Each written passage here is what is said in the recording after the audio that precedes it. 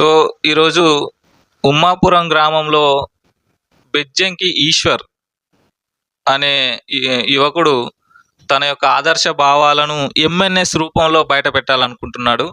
So చెప్పండి ఈశ్వర్ గారు, MNS మూఢనమ్మకాల నిర్మూలన సంఘం అని ఏంటి, దీని చరిత్ర, విజన్, మిషన్ ఏంటో చెప్పగలరా? బైరి నరేష్ గారిని ఆదర్శంగా తీసుకొని సమాజంలో ఉన్నటువంటి మూఢనమ్మకాలను నిర్మూలించుట కొరకు నా వంతు సహకారాలు అందించాలని బుద్ధుడు, పూలే, పెరియార్, అంబేద్కర్ ఆలోచన విధానాలతోటి సమాజంలో అనేక మూఢ విశ్వాసాలు, ప్రజలు ఇబ్బందులకు గురి అవుతున్నారు.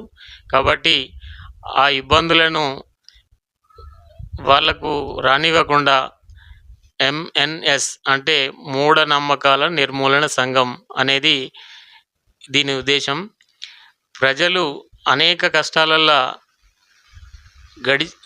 గడిచిన భారత రాజ్యాంగం కంటే ముందున్న మన ధర్మశాస్త్రం 3000 సంవత్సరాలు పాలించబడిన మన ధర్మశాస్త్రం నుంచి రాజ్యాంగంలోకి ఇంకా ప్రజలు పూర్తిగా రాలేదు.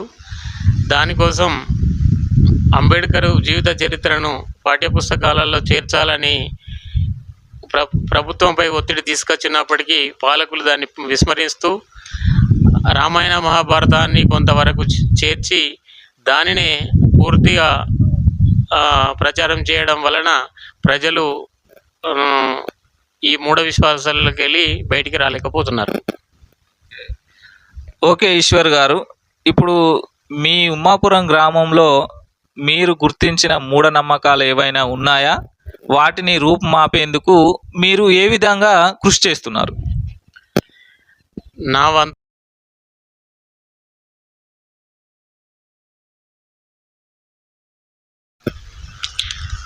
అవేర్నెస్ కల్పించాలనే ఆలోచనతోనున్నాను. 3 బజార్ల కాడ కోడిగుడ్లు, నిమ్మకాయలు, తాయెత్తులతోని ప్రజల జీవితాలు మారవు. అనారోగ్యం గురి అయితే హాస్పిటల్కి వెళ్ళి చూయించుకోవాలి తప్ప ఈ నిమ్మకాయలు, తాయెత్తులు, భూత వైద్యులతోని ఎలాంటి ఉపయోగం లేదు. కాబట్టి ప్రజలు చైతన్యం కావాల్సిన అవసరం ఉన్నది.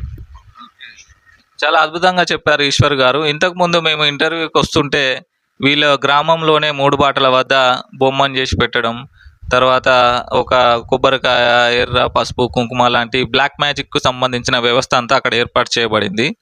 సో ఈశ్వర్ గారు ఏం చెప్తున్నారంటే, ఉమ్మాపూర్ గ్రామ అందరికీ ఈ బ్లాక్ మ్యాజిక్ మంత్రాలను నమ్మి మీకు అనారోగ్యం కలిగితే వారి దగ్గరికి వెళ్ళకండి, శుభ్రంగా డాక్టర్ దగ్గరికి వెళ్ళి వైద్యం చేయించుకుంటే తగ్గుద్ది, దానికి ఈ మంత్రకాలకి లింక్ పెట్టకండి, వాళ్ళతో ఏం కాదని చెప్తున్నారు. చాలా అద్భుతమైన ఆలోచన.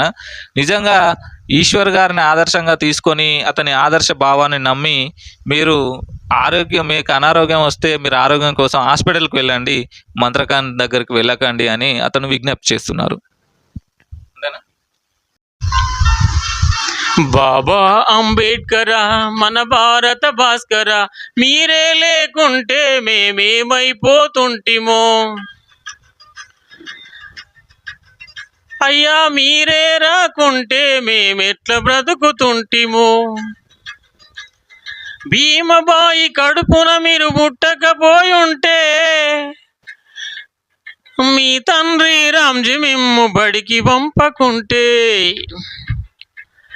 బడి నిన్ను వెలివేసిందని కృంగిపోయి ఉంటే, అవమాన భారముతో ఆగిపోయి ఉంటే, బాబా అంబేద్కర్ మన భారత భాస్కర, మీరే లేకుంటే మేమేమైపోతుంటిమో, మీరే రాకుంటే మేమెట్లా బ్రతుకుతుంటిమో.